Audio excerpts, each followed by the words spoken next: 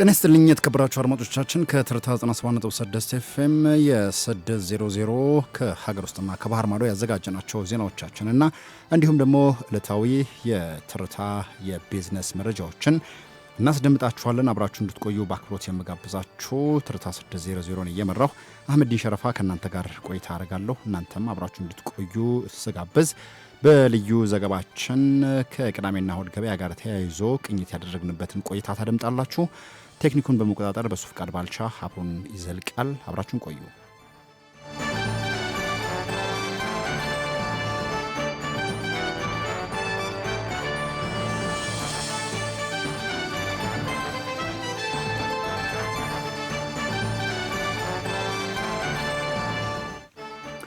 ከ2.5 ቢሊዮን ብር በላይ ለልማት ተነሺዎች የካሳ ክፍያ ተፈጽሞላቸዋል ሲል የአዲስ አበባ ከተማ መሬት ልማት አስተዳደር አስታወቀ።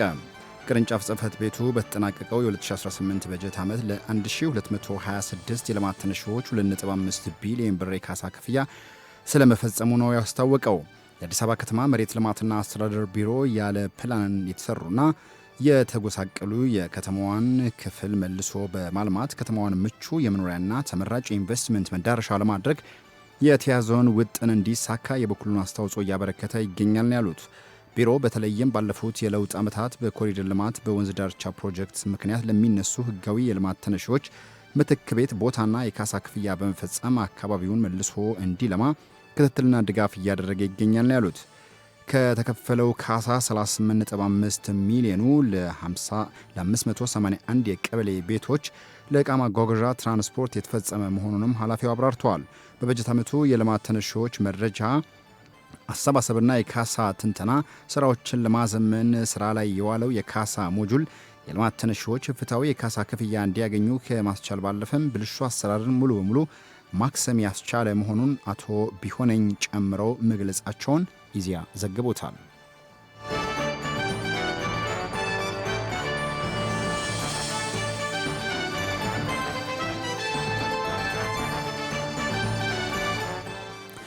የስጋ ወጪ ንግድ ቄራዎች ለተሻለ ውጤት እንዲተጉ ተጠየቀ። የስጋ ወጪ ንግድ ቄራዎች በራሳቸው አቅም ሊፈቷቸው የሚችሏቸውን ችግሮች በመቅረፍ ለተሻለ ውጤት እንዲተጉ ነው የተጠየቀው። ይህ ጥያቄ የቀረበው የግብርና ሚኒስቴር የቄራዎችን 2019 በጀት ዓመት የሐምሌ ወር አፈጻጸምን በተመለከተ ባደረገው ግምገማ ነው። የግብርና ሚኒስትር ዴኤታ ፍቅሩ ረጋሳ በመንግስት በኩል አስፈላጊውን ድጋፍና ክትትል የማድረግ ቁርጠኝነት መኖሩንም አንስተዋል። የስጋ ወጪ ንግድ ቄራዎች ዓለም አቀፍ ተወዳዳሪነትን ለማሳደግ ትኩረት ተሰጥቶታልም ሲሉ ተናግረዋል። የስጋ ወጪ ንግድ ዘርፍ የግብአት አቅርቦት፣ የገበያና ታክስ ጋር የተያያዙ ችግሮችም ተመክሮባቸዋል። የግብአት አቅርቦቱ ትስስርን፣ የማምረት አቅምና የመዳረሻ ገበያን ማሳደግ እንደሚገባም መነሳቱን የግብርና ሚኒስቴር መረጃ አሳይቷል።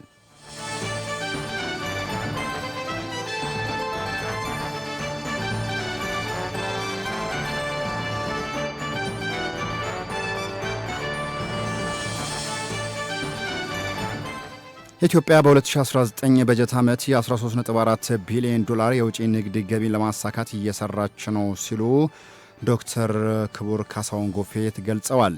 የንግድና ቀጠናዊ ትስስር ሚኒስትር ካሳሁን ጎፌ እንደተናገሩት ከሆነ ከወጪ ምርት ላኪዎች ጋር በ2018 በጀት ዓመት አፈጻጸምና በ2019 ዕቅድ ዙሪያ ሰፊ ውይይት መካሄዱን ተናግረዋል። ክቡር ሚኒስትሩ በመክፈቻ ንግግራቸው ወቅት እንደገለጹት የወጪ ንግድ ዘርፍ በበጀት ዓመቱ ሀገራዊ የማክሮ ኢኮኖሚ መረጋጋትን ለማምጣት ከፍተኛ እምርታ አለው ብለዋል። ለዚህ ውጤት መመዝገብ ላኪዎች ያበረከቱት አስተዋጽኦ ከፍተኛ መሆኑን የጠቀሱት ክቡር ዶክተር ካሳሁን ጎፌ በቀጣይም የኢትዮጵያን ምርቶች በዓለም አቀፍ ገበያ በጥልቀት ለማስተዋወቅ በቁርጠኝነት እንደሚሰራም ተናግረዋል። በመድረኩ ላይ እንደተገለጸው ኢትዮጵያ በ2018 በጀት ዓመት ከጠቅላላ የውጭ ንግድ 11.2 ቢሊዮን የአሜሪካን ዶላር በላይ ገቢ ማግኘት የቻለች ሲሆን ይህም የዕቅዱን 119.14 በመቶ ያሳካ የላቀ አፈጻጸም ነው ብለውታል። በ2019 በጀት ዓመት የሀገሪቱን የውጭ ምንዛሬ ገቢ ይበልጥ ለማሳደግ የ13.4 ቢሊዮን ዶላር የወጪ ንግድ ግብ የተቀመጠ ሲሆን ይህንን ለማሳካትም በስራ ሂደት የሚያጋጥሙ ተግዳሮቶችን በጋራ ለመፍታት ስምምነት ላይ መደረሱን መናገራቸውን ኢዜአ ዘግቦታል።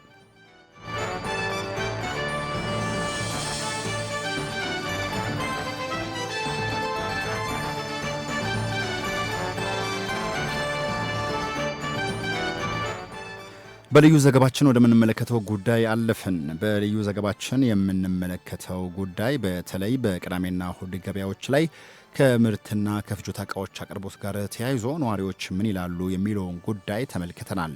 ይህንን ጉዳይ በሚመለከተው አካል ምላሽ አሰጥተንበታል። አብዱ ያዘጋጀውን በፍቅር ግዛቸው እንደሚከተለው ታቀርበዋለች። በመዲናችን አዲስ አበባ የኑሮ ውድነት ከጊዜ ወደ ጊዜ እየተባባሰ መጥቷል።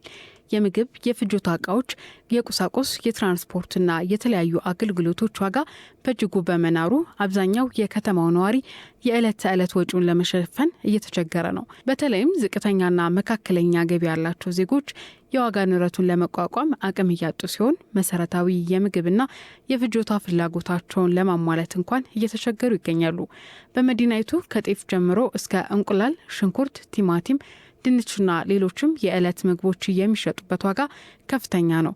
ለምሳሌ ጤፍ በኪሎ 150 ብር፣ አንድ የፈረንጅ እንቁላል ከ20 እስከ 22 ብር፣ አንድ የሀበሻ እንቁላል ከ25 እስከ 26 ብር፣ ሽንኩርት በኪሎ ከ130 እስከ 140 ብር፣ ቲማቲም በኪሎ ከ70 እስከ 80 ብር፣ ድንች በኪሎ 50 ብር ድረስ የሚሸጡባቸው ገበያዎች እንዳሉ ተዘዋውረን ባደረግነው ቅኝት ተመልክተናል። ይህንም የኑሮ ውድነት በከተማዋ ነዋሪዎች ሕይወት ላይ እያሳደረ ያለውን ከባድ ጫና በግልጽ ያሳያል። ይህንን ችግር ለመፍታት በመንግስት ከተወሰዱ እርምጃዎች መካከል የእሁድ ገበያ አንዱ ነው። ይህ አማራጭ በአምራቾችና በሸማቾች መካከል ያለውን ረዥም ሰንሰለት አቋርጦ የገበያ ክፍተቱን በማጥበብ ሸማቾች ከሌሎች የገበያ ስፍራዎችና ነጋዴዎች ይሸምቱበት ከነበረው ዋጋ በተሻለ መልኩ በተመጣጣኝ ዋጋ የሳምንት አስቤዛ የሚሆን የተለያዩ ምርቶችን በመግዛት ተጠቃሚዎች እንዲሆኑ አድርጓል። በአዲስ አበባ ንግድ ቢሮ የፌስቡክ ገጽ ላይ በተላለፈ መልእክት የቢሮ ኃላፊ ወይዘሮ ሀቢባ ሲራጅ እንደገለጹት ቢሮው ከአጎራባች ክልሎች ጋር ተቀናጅቶ በመስራቱ በከተማችን አዲስ አበባ የምርት አቅርቦትን በማሳደግ በቅዳሜና እሁድ ገበያዎች በማቅረብ የዋጋ ግሽበትንና የኑሮ ውድነትን ማረጋገጥ ችሏል። የከተማችን ነዋሪዎች የተለያዩ የፍጆታ ምርቶችን በየአካባቢያቸው እስከ 20 በመቶ በሚሆን ቅናሽ መሸመት መቻላቸው የኑሮ ውድነትን በመከላከል ረገድ ከፍተኛ ሚና እየተጫወተ ይገኛል ብለዋል። ከዚሁ ጋር በተያያዘ ጣቢያችን ትርታ 97.6 ኤፍኤም የአዲስ አበባ ንግድ ቢሮ ኮሚኒኬሽን ዳይሬክቶሬት ዳይሬክተር የሆኑትን አቶ አሸናፊ ብርሃኑን የእሁድ ገበያ መቼ፣ እንዴትና ለምን ዓላማ እንደተቋቋመ ጠይቋል። በተጨማሪም ቦታ ተሰጥቷቸው መንገድ ዳር እንዲነግዱ የተፈቀደላቸውና ምርት በማቅረብ በግብይቱ የሚሳተፉት እነማን ናቸው የሚል ጥያቄ አቅርበንላቸው ተከታዩ ምላሽ ሰጥተውናል። ዳይሬክተሩ በቅድሚያ ይህ አማራጭ ገበያ በምን ያህል ተሳታፊዎች እንደተጀመረና አሁን ላይ ስንት እንደደረሱ እንዲህ ነግረውናል። እንግዲህ አዲስ አበባ ከተማ ላይ ያለው የእሁድ ገበያዎቹ የተቋቋመው 2014 ነው። 2014 ሲቋቋም በዋናነት ዋና ዓላማ የአዲስ አበባ ከተማ ነዋሪ በተለይ ዝቅተኛ ኑሮ የሚኖሩ ማህበረሰባችን ከነጻ ገበያ አንጻር ዝቅተኛ ግብይት እንዲፈጽምና በመንግስት ተደግፎ የነዚህ እሁድ ገበያዎች ከነጻ ገበያ አንጻር 15% እስከ 20% ዲስካውንት ተደርጎ አምራችና ሸማች ዳይሬክት ያለ ደላላ ጣልቃ ገብነት ኮንታክት ተደርጎ የኑሮ መረጋጋት ዓላማ ታስቦ ነው ተቋቋመ። ይህ ሲቋቋም ደግሞ ከተማ አስተዳደሩ በክብርት ከንቲባችን መሰረት የነሱ የከተማ ኢኒሼቲቭ የኑሮ መረጋጋት ስራ አንዱ እንደ መፍትሄ ሀሳብ ተወስዶ የእሁድ ገበያዎቹ ሁሉም 119 ወረዳና 11 ክፍለ ከተማ ላይ እንዲቋቋም ተደርጎ እስከዛሬ አጠቃላይ ሲናይ ወደ 264 የደረሰበት ሁኔታ ነው ያለው ማለት ነው። በየቀኑ ነው እየጨመረ ያለው። አካባቢ አይተን እያጠናን እየጨመር ነው። ይሄ ሲጀመር ሲቋቋም በ5 እሁድ ገበያ ነው ተጀመረው። ዛሬ ግን 264 የደረሰበት ሁኔታ ነው ማለት ነው። የእሁድ ገበያ ምርቶችን በተመጣጣኝ ዋጋ ማቅረብ እየቻለና አምራችና ሸማቹን በቀጥታ እያገናኘ ያለ ጥሩ የገበያ አማራጭ መሆኑን ለማረጋገጥ በተለያዩ የእሁድ ገበያዎች መገኛ ቦታዎች ተዘዋውረን በምንመለከትበት ወቅት በእሁድ ገበያ ሸመታ ላይ ያገኘናቸው አቶ ወንድሙ ለገሰ የሀያት አካባቢ ነዋሪ ናቸው። አቶ ወንድሙ በዚህ ከእሁድ ገበያ የገዙት ምርት ዋጋን በተመለከተ ለጠየቅናቸው ጥያቄም ምላሻቸውን እንዲህ ብለውናል። አትክልቶችን፣ ፍራፍሬዎችን፣ ሽንኩርት ወዘተ እነኝን በተለይ ከአሁን በፊት የገዛቸው እንደ ነጭ ሽንኩርትና ሙዝ የመሳሰሉትን እነኝን በስፋት እዛ ገበያ ላይ ጥሩ ስለሆኑ ከዛ ገዝቼ አውቃለሁ። ሽንኩርት እሱን የገዛሁት እዚህ መገናኛ አካባቢ ነው። 1 ኪሎ ነጭ ሽንኩርት 80 ብር 80 ብር ገዝቼ በጣም ርካሽ ነው። ምናልባትም ከግማሽ በላይ ከሌላ ቦታ ከምትገዛው የቀነሰ ነው ማለት ነው። ይሄ በጣም አሪፍ ነው። ደግሞ በጣም ንጹህ ነጭ ሽንኩርት ነው የገዛሁት። አቶ ሚኪያስ ሌላኛው የእሁድ ገበያ ተገልጋይ ናቸው። የትኛዎቹ ምርቶች በምን ያህል ዋጋ እንደሚገበያዩ ሲነግሩን ተከታዩ ምላሽ ሰጥተውናል። ሰንዴ ማርኬት ላይ የተለያዩ አትክልቶች ፍሬሽ ሆኑ እንደኔ ብዙ ሰው ቅዳሜና እሁድን እየጠበቅን እንገዛለን። ብዙ ጊዜ ነው የምገዛው። አቮካዶ ተጠቃሚ ነኝ። በጁስም በአቮካዶ ሳላደም ብዙ ጊዜ ተቀበላለሁና ፓፓያም ወስዳለሁ። እነዚህ ሁለቱ መሰረታዊ ብዙ ጊዜ ወስዳቸው ነው። እነ ሽንኩርት ቲማቲምን ደግሞ ለቤተሰቤ አልፎ አልፎ ምሸምት ዋጋ ላይ እውነት ለመናገር የፌር የሆነ ፕራይስ ነው። አንዳንዴ ወደ ሌላ መሸጫ ሱቆች ላይ ሄደ ዋጋ በምታይበት ሰዓት ዋጋዎች በጣም ከምል በላይ ኤክስፔንሲቭ እና ውድ ይሆናሉ። ሸማች ላይ ግን ያለው ፕራይስ እውነት ለማህበረሰቡ እንደስሙ ለሸማች የሚሆን ለህብረተሰቡ የሚሆን ፌር የሆነ ፕራይስ ነው ያለው። በዚህም መንግስት ካረጋቸው በጣም መልካምና ጥሩ ከሚባሉ ድርጊቶች አንዱና ወሳኙ ነው ብዬ አስባለሁ። ፍጆታን ከመቀነስ አኳያና በዚህ ደስተኛ ነኝ። በቢሮ ግብይት እንዲፈጸም ገበያዎቹ ከመቋቋም በተጨማሪ የግብይት ስርዓቱን እንዲቆጣጠር የነገሩን የአዲስ አበባ ንግድ ቢሮ ኮሚኒኬሽን ዳይሬክቶሬት ዳይሬክተር የሆኑት አቶ አሸናፊ ብርሃኑ በየሳምንቱ በሚደረግ ጥናት በሚወጣው የዋጋ ዝርዝር ውጪ ነጋዴዎች ዋጋ እንዳይጨምሩ የሚከታተሉ የቁጥጥር ባለሙያዎች እንደተመደቡ ያስረዳሉ። ቢሮ ከወሰነው የዋጋ ዝርዝር ውጪ የሚሸጥ ነጋዴ ካለ ህብረተሰቡ ጥቆማ የሚያደርስበት መንገድ እንደተዘጋጀም እንዲህ አብራርተዋል። ግብይቱ ስርዓት እንዲፈጸም ብቻ ሳይሆን አጠቃላይ እንደ ከተማ አስተዳደሩ የቁጥጥር ስርዓቱን በዛ ደረጃ ላይ ነው። ወደ 1200 ቁጥጥር ባለሙያዎቹ ተመድቦ ቅዳሜና ወደ ቁጥጥር ስርዓት ይካሄዳል። ከዛም አልፎ ደግሞ ቢሮ ነጋዴው የተሰጠው ዋጋ ዝርዝር ውጭ የሚሸጡ የጥቆማ ስልክ አስቀምጠ ጥቆማ ስልኩ 8588 አስቀምጧል። 8588 ላይ የሚደውል ከሆነ ያለ ዋጋ የሚሸጡ ዋጋ ዝርዝር በየሳምንቱ ይለጠፋል። ቢሮ ነው ዋጋ ጥናት ማረገው። ቢሮ ያጥንቶ የለጠፈው ዋጋ ውጭ የሚሸጡ ካለ በዚህኛው ጥቆማ ይደረጋል። በዚህ ሰንሰለት ደረጃ ላይ ያለው በሁሉም የቅንጅት ሆኖ ከባለድርሻ አካላትን በጋራ በቅንጅት እየተሰራ ያለው ይህ አጠቃላይ ሲና የከተማ ላይ ያለው ከነጻ ገባ አንጻር የመረጋጋት ስራ ላይ መላው ከተማ ላይ ያለው የኑሮ መረጋጋት ስራ ተረጋግቷል ማለት ይቻላል ማለት ነው። በመጨረሻም ቢሮ እነዚህን ተግባራት በማከናወን ገበያዎቹ የሚፈጠሩበትን ዓላማ ማሳካት እንዳልቻለም ዳይሬክተሩ ነግረውናል። የእሁድ ገበያዎች የመጡት መልካም ለውጥ እንዲቀጥል ያለባቸው ድክመት እንዲታረምና አሁን ካለው የተሻለ ዋጋ መረጋጋት እንዲኖር ሸማቹና አቅራቢው እንዲሁም መንግስት በጥምረት መስራት አለባቸው የሚል መልእክት ያነጋገርናቸው ሁሉ ያስተላለፉት የጋራ መልእክት ነው።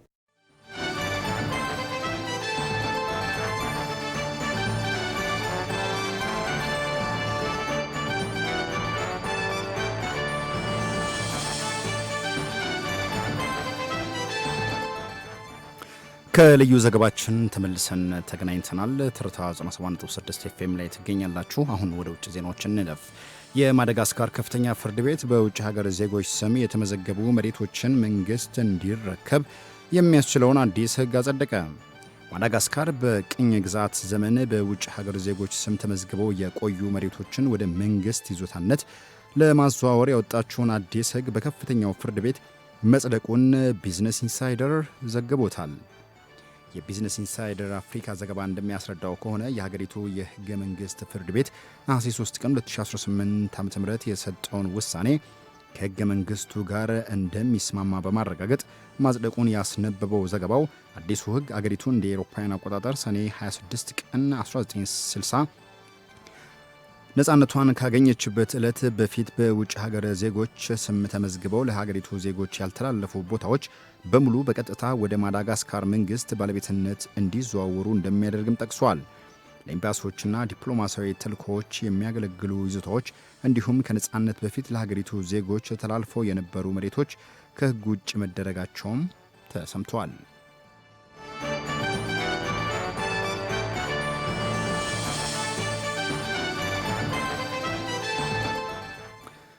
በመጨረሻም የዋይት ሃውስ ከፍተኛ ባለስልጣን ከኃላፊነታቸው ሊለቁ መሆኑ ተሰማ። በአሜሪካው ፕሬዝዳንት ዶናልድ ትራምፕ ሁለተኛ አስተዳደር ዘመን የዋይት ሃውስ ቃል አቀባይ ሆነው ሲያገለግሉ የቆዩት ካሮሊን ሊቪት ከያዙት ከፍተኛ ኃላፊነት ሊለቁ መሆናቸው ነው የተሰማው። ከተለያዩ የዜና ምንጮች የወጡ ዘገባዎች እንደሚያሳዩት ከሆነ ሊቪት ከኃላፊነታቸው የሚለቁት በቤተ መንግስቱ አስተዳደር የውስጥ አሰራር የህዝብ ግንኙነት ቡድን በሚደረጉ አዳዲስ ሽግሽጎች ምክንያት እንደሆነም ተገልጿል። በአሜሪካ ታሪክ በዕድሜ ትንሿ የዋይት ሀውስ ቃል አቀባይ ተብለው የተሾሙት ካሮን ኒል በቆይታቸው የመንግስት ፖሊሲ አቋሞች ለአገናኝ አካላትና ለብዙሃን መገናኛዎች በማቅረብ ረገድ ንቁ ሚና ሲጫወቱ መቆየታቸውም ይታወቃል። ካሮን ኒል ለበረከቱት አገልግሎት ምስጋና የቀረበው የነጩ ቤተ መንግስት አስተዳደር የእርሳቸውን ቦታ የሚተኩ አዲስ ቃል አቀባይ በቅርቡ ይፋ እንደሚያደርግ መገለጹን ቢቢሲ ዘግቦታል።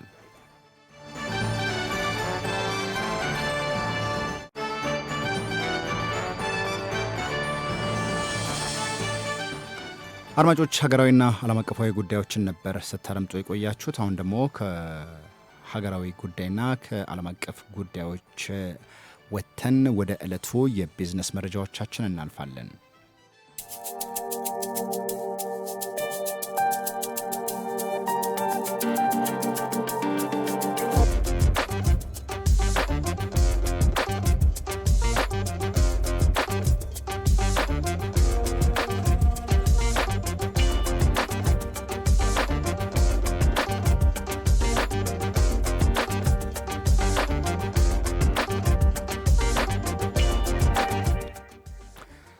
ወደ ዕለታዊ የቢዝነስ መረጃዎቻችን ስናልፍ በቀዳሚነት ወደምንመለከታቸው ጉዳዮቻችን ነው የምናልፈው።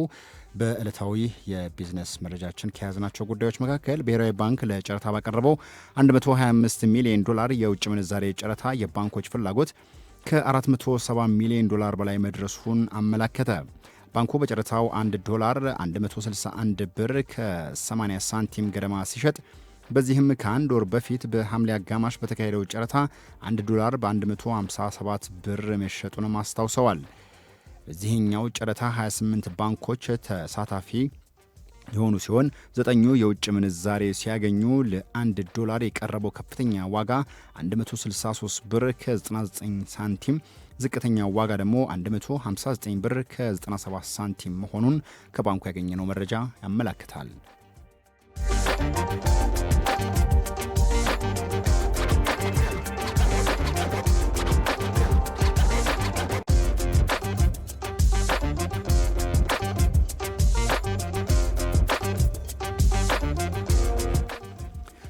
በሌላ የቢዝነስ መረጃችን የአሜሪካ ሴኔት የአጎዋ ነጻ የንግድ ፕሮግራም ማራዘሚያ ረቂቅ ሕግን ስለማጽደቁ ተሰምቷል።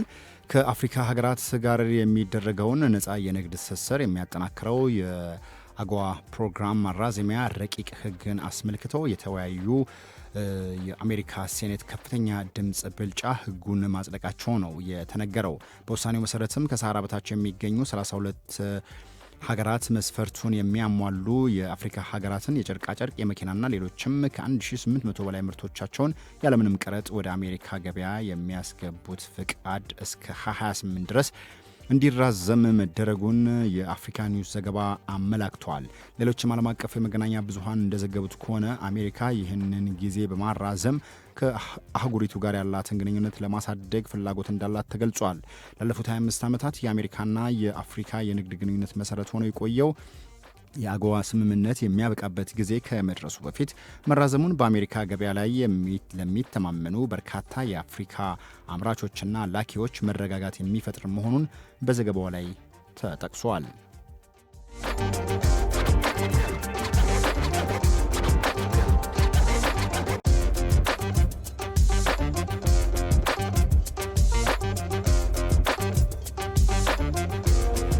አድማጮች ትርታ 97.6 ኤፍኤም ከሀገር ውስጥና ከባህር ማዶ ያዘጋጀናቸው ዜናዎቻችን እንዲሁም ደግሞ ዕለታዊ የቢዝነስ መረጃዎችና ልዩ ዘገባችንን ስትከታተሉ ቆይታ አድርጋችኋል።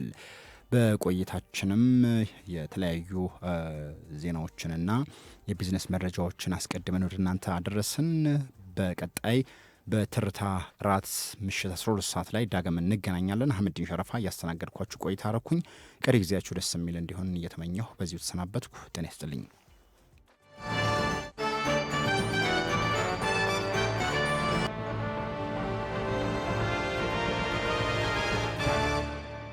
ትርታ 97.6